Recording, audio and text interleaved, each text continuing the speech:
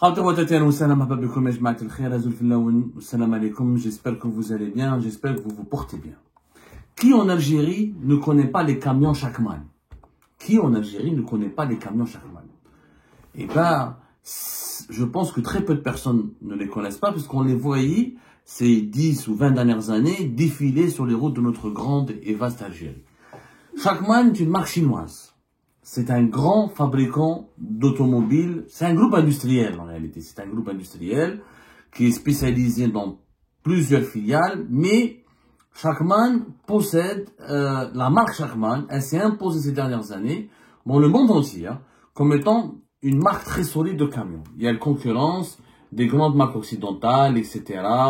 Et notamment dans les poids lourds. Elle est devenue une référence mondiale. Disons à partir de 2000, cette marque a explosé depuis 2009-2008 et elle est devenue une référence mondiale depuis 2015, depuis 2016. Le groupe s'appelle Shaanxi Automobile Group. Je connais pas particulièrement ce cas. Ça existe parce que en 2018, j'étais témoin d'un grand projet industriel que ce groupe chinois devait concrétiser en Algérie. C'était Shaanxi Automobile Group. C'est un groupe qui existe depuis 1968 et qui s'est développé dans l'industrie. Ils sont présents dans les véhicules utilitaires légers, ils sont dans les véhicules lourds, ils sont même présents dans les véhicules militaires. C'est un groupe, le BSBF. Franchement, son actionnaire majoritaire, c'est un autre groupe industriel qui s'appelle Weichai Holding Group. Weichai Holding Group, c'est une entreprise étatique chinoise que j'ai eu le plaisir de connaître parce que je me suis rendu à Weifang, exactement, en Chine, où j'étais invité par cette entreprise pour réaliser des reportages sur les ambitions économiques que cette entreprise voulait développer à travers son projet Chakman en Algérie. L'Algérie devait être le premier pays africain et arabe à fabriquer ou à rassembler ou à se lancer dans la production des camions et des poids lourds, des véhicules de certains types de tonnage, des véhicules lourds, il y a des véhicules assez... véhicules lourds, voilà, on appelle ça comme ça, de type Chakman. Ce projet, je l'ai connu.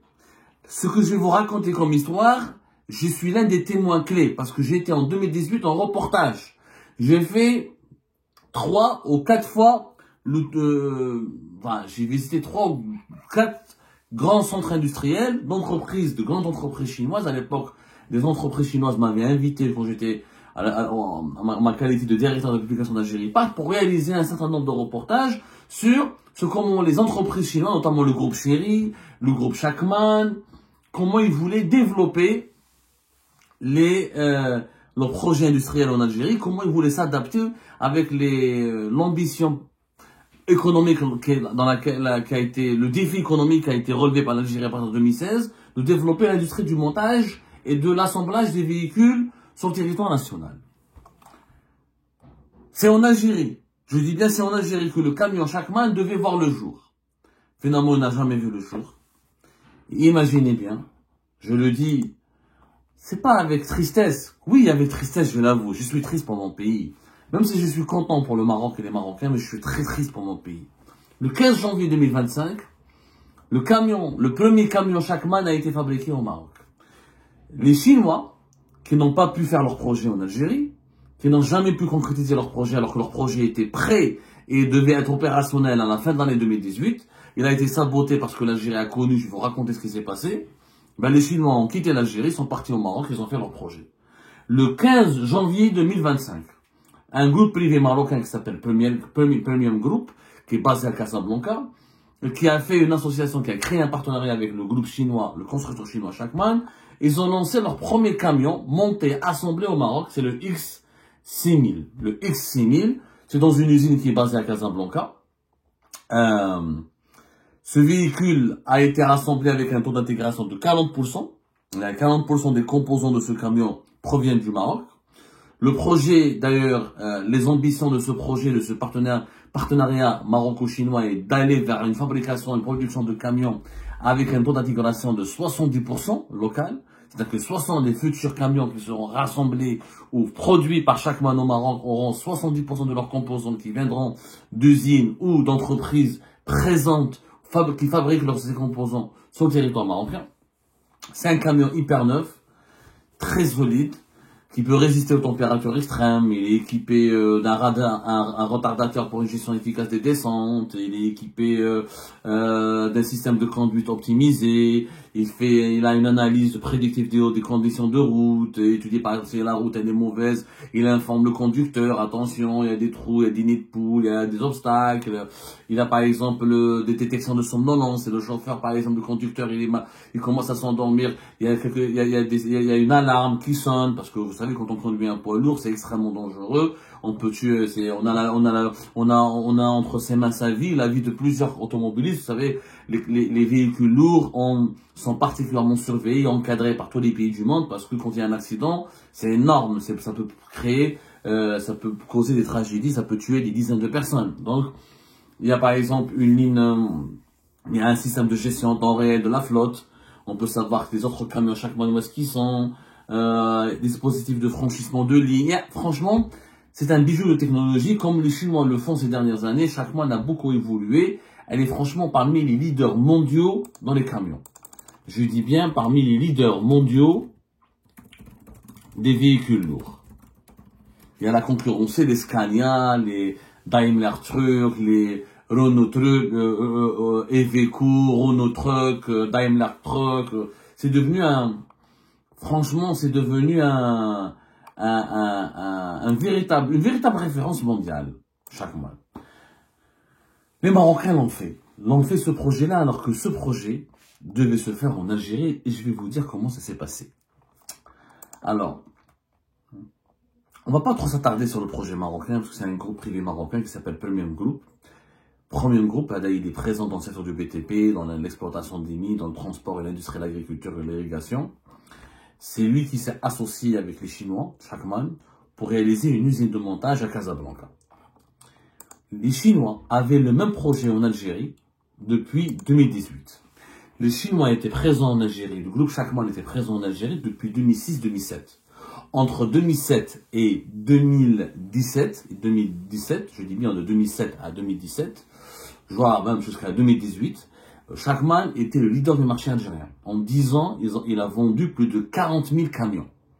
Plus de 40 000 camions. En 2019, les parts de marché des poids lourds, des véhicules lourds en Algérie étaient détenues par Chakman. Il était leader absolu du marché. Comme il vendait beaucoup et ça travaillait beaucoup en Algérie, il a voulu faire une usine. Parce que la loi algérienne, à l'époque, il y avait une pression, on ne voulait plus importer des véhicules, mais à part quelques exceptions, les véhicules lourds et les véhicules utilitaires, il y avait quelques exceptions, mais le gouvernement algérien à l'époque, il avait légitimement une très bonne vision, c'était de se lancer dans la production et l'assemblage des véhicules, y compris les camions. Le groupe Chakman, les Chinois, avaient un associé, qui était le groupe algérien privé Mazous Trade. Regardez, ce que les Marocains ont fait en 2025, les Algériens devaient le faire déjà en 2018. Le groupe Trade Mazous Trade est très connu, c'est l'homme d'affaires Ahmed Mazous, qui était un milliardaire très connu à l'époque. Il faisait partie des 10 grosses fortunes de l'époque de Bouteflika, les 10 grosses fortunes de l'époque de Bouteflika. Il est parmi les 10 personnes les plus riches du pays. Ahmed Mazous était le propriétaire du centre commercial de Bab Zouar.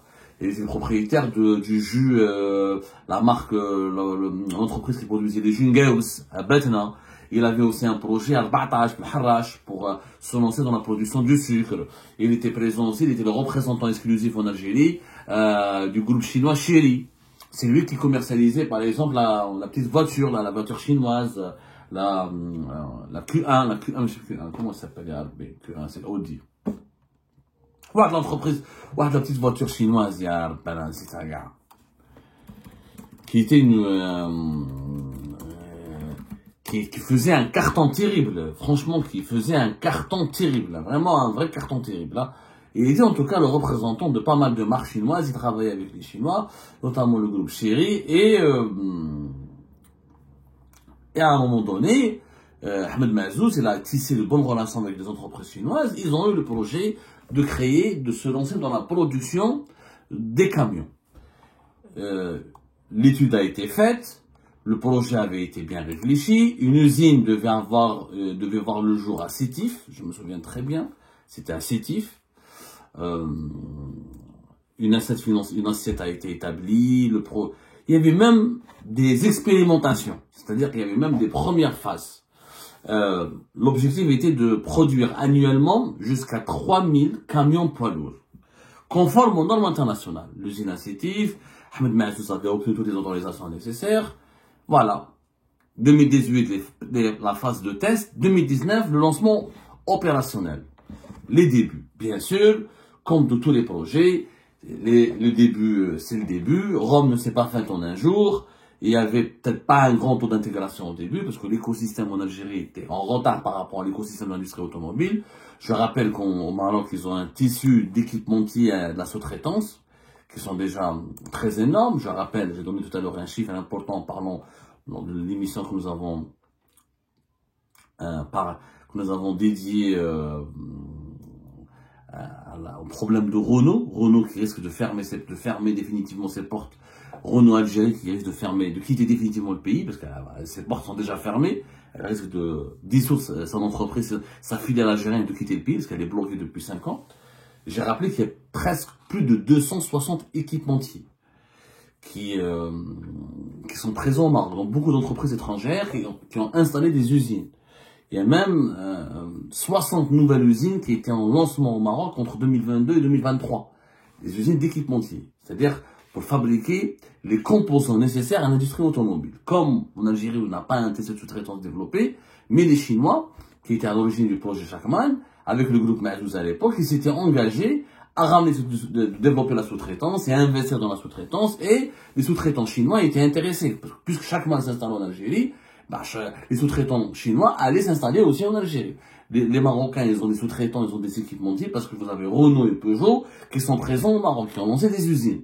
C'est normal, quand les grands groupes mondiaux s'installent dans un pays, les équipementiers, les fabricants, les sous-traitants, les fabricants de composants pour l'industrie automobile s'installent et suivent. Donc, c'était un projet vraiment ambitieux. On a Hadartlo personnellement parce que j'ai été pris en charge j'étais invité en Chine, je suis parti dans les usines de Chakman, j'ai même vu leur usine Scania là, qui est un concurrent à Chakman, mais en Chine, ils ont un partenariat ensemble pour fabriquer leurs camions. J'ai parlé avec je suis parti à voir Weichai, le groupe Weichai Holding Group, j'ai parlé avec ses dirigeants, j'ai vu leurs usines pour les moteurs diesel, pour les moteurs,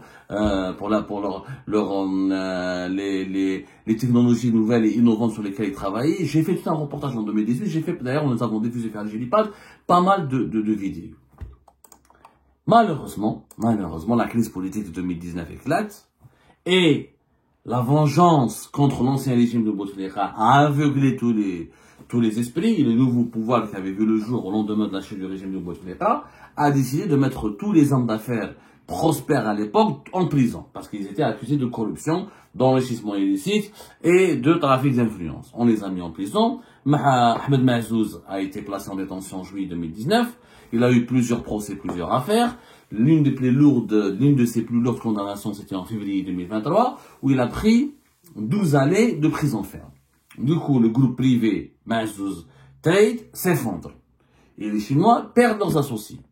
Comme ils étaient adossés à ce groupe privé, pendant 5 ans, de 2019 plutôt, de la fin de 2019 jusqu'à 2023-2024, le Chakman n'a rien pu développer, aucune activité. Le projet a été arrêté, leur associé algérien est en prison, l'entreprise algérienne a été paralysée, il y a eu des saisies, il y a eu des retraits d'agréments, des retraits d'autorisation. Donc les Chinois ont vu leurs projets et leurs ambitions en Algérie totalement s'évaporer. Pire encore, wesh ça, il s'est passé des choses encore plus surprenantes. Quand les Chinois ont décidé, parce que, les Chinois ne sont pas responsables du comportement d'Ahmed Maazous. Et même on a condamné Ahmed Maazous. Pourquoi démanteler son entreprise privée? Pourquoi bloquer le projet du montage des véhicules? Pourquoi bloquer le montage des camions? Allez le bloquer. Pourquoi le bloquer? Les Chinois n'ont pas fait de corruption, n'ont pas donné de pot de vin, ils ne sont coupables de rien. Ils étaient partenaires avec un Algérien qui avait des problèmes avec la justice de son pays. Mais l'entreprise, en Algérie, on n'a pas différencié. En 2019, encore une fois, on n'a pas distingué la personne physique de la personne morale. Du coup, quand on a mis en prison Ahmed Maazous, on a saboté et je parle de sabotage. Pourquoi? Parce qu'on a paralysé toutes ces entreprises, on a bloqué les emplois et on a bloqué des projets qui étaient innocents et qui avaient une valeur importante pour le développement du pays. Fabriquer un camion, produire un camion avec les Chinois en Algérie, c'était important. pour le secteur automobile, pour l'industrie algérienne, pour l'économie algérienne, ça devait créer des emplois, et ça devait permettre aux Algériens et aux Algériens d'apprendre un savoir-faire qui est de fabriquer des camions avec une marque chinoise prospère. Tout a été bloqué, donc c'est du sabotage. Juger Ahmed Mazouz, c'est une chose. Bousiller tout un projet économique, pénaliser ses associés chinois, bloquer les projets industriels qui créent des emplois, qui créent des richesses et qui devaient permettre à l'économie algérienne de se diversifier, de se développer, c'est du sabotage. C'est plus du jugement, c'est du sabotage caractérisé. Et c'est une honte absolue. Qu'est-ce qui s'est passé? Les Chinois, ils ont pris leurs bagages, ils sont partis au Maroc. Les Marocains, c'est plus stable, il n'y a pas de vengeance contre les hommes d'affaires. Les hommes d'affaires marocains, ils ne sont pas instrumentalisés politiquement dans les guerres de clans qui noyotent. Il n'y a même pas de guerre de clans au sein du régime marocain, parce qu'il n'y a qu'un roi, c'est lui qui décide. Les autres, ils ne décident pas. Les autres sont au service du roi. Il y a des petites guerres entre les conseillers, entre les membres du gouvernement, entre quelques décideurs. Mais il y a un seul centre de décision, c'est la monarchie. Du coup, le pays il est plus stable. Pas d'émeutes, pas de hirak, pas d'instabilité. Le pays il est plus ouvert. Il est intégré à la chaîne de production, il a déjà des équipementiers et des sous-traitants qui sont présents sur place. Et comme les Chinois n'arrivent plus à faire des affaires en Algérie, ils sont partis au Maroc. Ils ont fait leur usine au Maroc, le camion kharj. Et les Marocains maintenant ont des ambitions. Chaque mois va développer des camions avec des taux d'intégration dans les années à venir de 60 à 70%. Et vous allez voir que dans les prochaines années, les camions chinois vont satisfaire le besoin locaux, mais les Marocains sont intelligents, ils ne veulent pas se contenter des besoins locaux, ils vont tout faire pour inciter les Chinois à exporter. Et ce qui va permettre au Maroc de gagner des devises. Ce qui va permettre aussi aux Chinois d'utiliser le Maroc comme une base arrière pour exporter leurs camions vers les pays européens ou vers les pays africains. Et tout ce projet devait être fait. Il devait être fait en Algérie. Vous allez me dire, mais Abdou, ok, Ahmed Mazouz est entré mobilisant, etc. Pourquoi les Chinois n'ont pas cherché un autre associé? C'est ce qu'ils ont fait. Et qu'est-ce qui s'est passé? À partir de 2022, vers 2022, 2022 et 2023, 2023 plus exactement, Chakman a été récupéré par l'armée. Les Chinois, ils ont dit aux Algériens, ok, vous avez mis en prison Ahmed Mazouz, etc. Et c'est dit, trouvez-nous vous-même, trouvez-nous un partenaire avec lequel on peut travailler. Parce que le marché algérien, pour nous, il est stratégique. C'est la direction, c'est le ministère de la Défense nationale, à travers la direction de fabrication militaire, qui est une entreprise du ministère de la Défense nationale, qui développe des activités commerciales et industrielles. C'est elle qui gère d'ailleurs, elle est impliquée dans la société algérienne d'industrie de véhicules de marque Mercedes, depuis 2021, voilà. Et, rappelez-vous, la Senvi, le Sonacom, elle a été reprise par le ministère de la Défense nationale à travers la direction de la fabrication militaire. Et les Chinois, ils ont dit, voilà, puisque l'armée fabrique elle a déjà un projet avec Mercedes, qui date depuis aussi 2012-2013, je crois. En tout cas, elle est déjà présente à Tielt avec l'usine de Mercedes. Pourquoi pas travailler avec l'armée? Les Chinois, au moins avec l'armée, on n'aura pas de problème. Parce que l'armée algérienne, on risque pas de mettre l'armée en prison. Les Chinois, ils étaient intelligents. Pourquoi ne pas travailler avec l'armée? Comme ça, on n'aura pas de problème. On essaiera d'avoir une activité, un partenariat stable, avec un acteur institutionnel, etc. Voilà, là. Et puis, l'armée, elle a créé sa société en 2012, en juillet 2012. Elle a 3 principaux actionnaires, qui détiennent, elle est composée de l'entreprise de développement d'industrie automobile, qui relève de l'armée, de la SNVI, qui détient les 7%, où il y avait un actionnariat émirati, qui détient le reste. Bon, c'est le fonds d'investissement émiratique Abar, qui lui détient 41%, et c'est lui qui a introduit le groupe allemand Daimler à l'époque, pour se lancer dans la fabrication des véhicules militaires et véhicules civils, mais distribués par l'armée, par leur usine qui s'attire. Bon, les Chinois avaient cru qu'enfin, avec l'armée, ils vont pouvoir faire ce que Mercedes a pu faire. C'est-à-dire faire une usine avec beaucoup d'ambition pour fabriquer des véhicules lourds, des camions, comme le fait le Mercedes, comme le fait Mercedes avec l'armée depuis 2014. Et bien les militaires, ils ont dit non.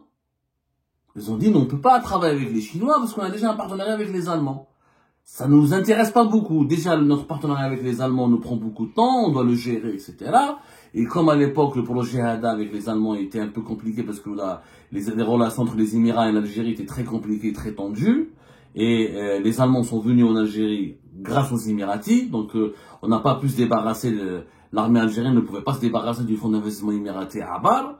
Donc, l'armée algérienne a préféré, le ministère de la Défense nationale, il a préféré se concentrer sur le développement et la gestion de son projet, qui est avec les camions et les véhicules Mercedes-Benz. Qu'est-ce qu'ils font? Ils l'ont donné à un privé. Le ministère de la Défense nationale, il a commencé, ça m'intéresse pas de reprendre la marque Shackman, trouver un partenaire privé. Ils ont mis du temps jusqu'à juillet 2024, il y avait un groupe privé algérien, il s'appelle Cargo Group, je crois, ouais, c'est Cargo Group. On a une entreprise méconnue, elle est totalement méconnue, la vérité.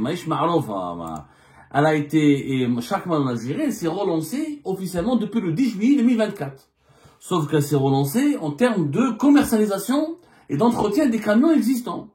C'est-à-dire qu'elle devait, avec un concessionnaire, la Cargo est devenu Cargo Group, c'est un Cargo Connect plutôt, voilà. Le groupe qui s'appelle Cargo Connect, moi je ne le connais pas. On dit que c'est un homme d'affaires obscur qui n'est pas connu, qui est derrière, etc. En tout cas, Shackman a créé une société avec le groupe Cargo Connect. Les Chinois détiennent 40%, ou le groupe algérien, le groupe Cargo Connect, détient 60%. Et l'objectif était de vendre, d'importer des camions Shackman. Ensuite, de réaliser une usine de montage conforme aux normes mondiales, aux normes mondiales, ou du moins conforme aux normes du groupe chinois Shackman. Donc le projet de 2018, on l'a bloqué.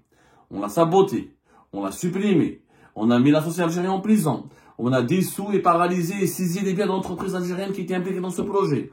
Et 5 ans plus tard, en 2024, on dit aux Chinois, vas-y, allez-y, maintenant, relancez-vous avec cet acteur privé qui est inconnu. Cargo Connect n'est pas connu, gars. Alors qu'au Maroc, il y a des premiers groupes, il a des références dans le PTP, dans les finances, dans le transport, dans les mines, donc c'est un groupe privé plus solide. Donc, je ne sais pas ce que va faire Shackman en Algérie maintenant. Je pense qu'elle va ne rien faire. Parce que, est-ce que les Chinois vont faire 2 projets similaires en Algérie et au Maroc? Les Chinois, c'est pas comme les Français et les Européens. Ils se cassent pas la tête. Les Chinois, ils misent sur un pays. Le pays qui les accueille le mieux, qui leur offre le plus de facilité et qui leur permet de faire le plus de business et qui ne leur casse pas la tête, c'est dans ce pays-là qu'ils vont investir, qu'ils vont mettre leurs billes et leur argent. Force est de constater que le premier camion Shackman est sorti au Maroc. Est-ce qu'il sortira un jour en Algérie? Moi, j'y crois pas du tout. Parce que les Chinois, pourquoi voulez-vous qu'ils investissent maintenant en Algérie? Depuis 2018, ils essaient d'investir, on les a bloqués, sabotés pendant 5 ans, et ben maintenant ils sont partis au Maroc, ils ont leur usine à Casablanca. Ou j'ai dit bien une usine en Algérie. Ils vont faire 2 usines dans 2 pays voisins. Parce que les véhicules lourds, les camions, c'est pas comme les véhicules touristiques. Leur commercialisation, leur exportation et leur production est plus compliquée, elle demande plus de temps, il y a plus de normes de sécurité, il y a des technologies plus avancées, et puis c'est pas les mêmes marchés. On n'achète pas les camions lourds, les poids lourds, les semi-remorques, comme on achète les petites voitures. Voilà, c'est la QQ. La QQ dont j'ai oublié. Mohamed Mazouz était le distributeur officiel de la voiture QQ, le groupe Chéri. C'est pas un QQ, semi-remorque. C'est une voiture assez solide, c'est un véhicule extrêmement complexe qui nécessite une certaine maîtrise, un permis poids lourd, donc c'est pas le même marché. Ce n'est pas du tout intéressant maintenant pour les Chinois d'avoir 2 usines au Maghreb. Une seule usine au Maghreb, ça leur suffit. Et cette usine, elle a déjà vu le jour au Casablanca. Cela signifie automatiquement que l'usine algérienne ne verra jamais le jour. Là, elle est enterrée. Alors que cette usine au Maghreb, elle devait être réalisée, elle devait être opérationnelle depuis 2018 en Algérie. Est-ce que ça, c'est pas du gâchis? Cela signifie quoi? Que les emplois qui devaient être créés en Algérie ont été créés au Maroc. Le transfert de technologie, de savoir-faire qui devait se faire en Algérie, c'est fait maintenant au Maroc.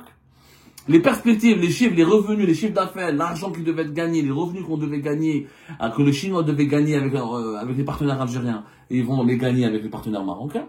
Et que, prochainement, si Shackman réussit son coup et son projet pour exporter ses camions vers l'étranger, elle ne le fera plus depuis l'Algérie, mais elle le fera depuis le Maroc. Et donc, ce sont des rentrées de devises et des revenus importants qui vont revenir au Maroc.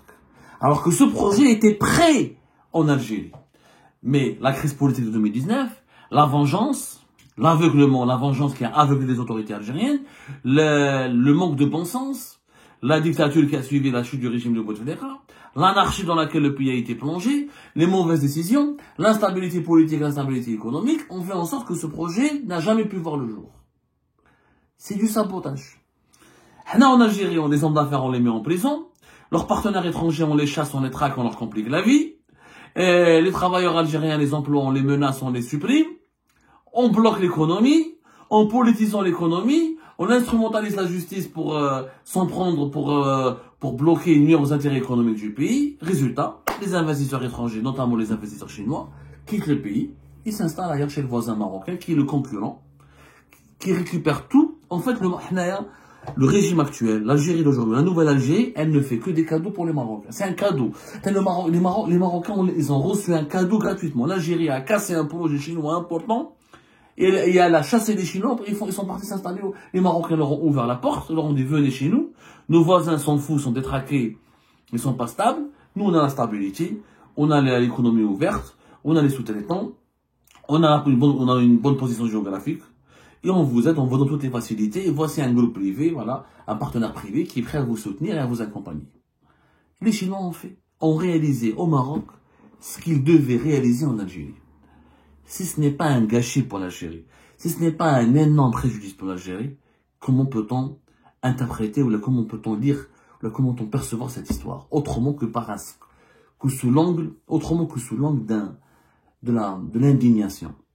Nous avons saboté. Le projet Chakman démontre que les périmés de l'Algérie, ce sont les Algériens eux-mêmes. Que les pires freins au développement de l'Algérie, ce sont les Algériens eux-mêmes. Quand je dis Algériens eux-mêmes, je mets opinion publique et autorité dans le même sac. Parce que l'opinion publique, tellement on a diabolisé les hommes d'affaires de l'époque de Bouteflika, tellement on a demandé leur emprisonnement, tellement on a demandé leur traque, on a demandé à ce qu'ils soient dépouillés de leur fortune, est-ce qu'on les dénude et on les met en prison. Bah, regardez les résultats. Les partenaires étrangers, tous les projets industriels innovants, novateurs, qui étaient portés par Ahmed Mazouz, les corrompus, mais chez corrompus. Au moins, il avait des idées, il avait un projet. كسرتوا احمد معزوز وجبقى ما بقى ني بروجي ني والو كما كسرنا تحكوت كما كسرنا علي حداد كما كسرنا العلمي on les a tous mis en prison. Aujourd'hui il n'y a plus de voitures, plus de pièces détachées, pas de pneus, tout est cher, tout est inaccessible, que des pénuries et les emplois et les projets les plus intéressants sont réalisés par où? Sont réalisés où et par qui? Par les mêmes investisseurs étrangers qui étaient en Algérie mais au Maroc. Bkala Bladi. Qu'est-ce qui nous reste nous que nos larmes, que les larmes, que les larmes, que les larmes.